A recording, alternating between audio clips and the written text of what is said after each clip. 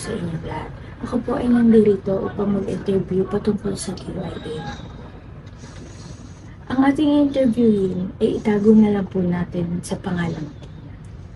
May mga nahihanda po akong tanong para sa tao.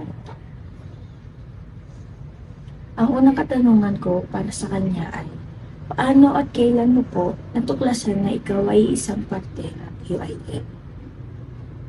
Noong una pa lang, hindi na ako nakakaramdam ng sexual na attraction sa iba.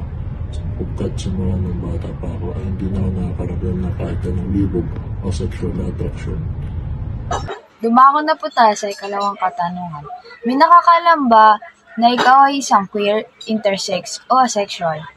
At ano ang mga naging reaksyon nila nung nalaman nila na isa kang parte ng LGBTQIA+.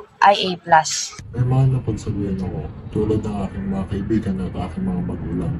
Ngunit hindi sila naniniwala sapagkat wala silang alam sa gender na asexual. Para naman sa ikatlong katanungan, anong naging mabuting karanasan at di mabuting karanasan na iyong natanggap mula sa iyong kaibigan, kapamilya, at lipunan bilang pagiging queer, intersex, at asexual? Marami akong naranasan at isa na dito ay yung panghuhusga ng ibang tao sapagkat wala silang kaalam-alam sa aking kasarian.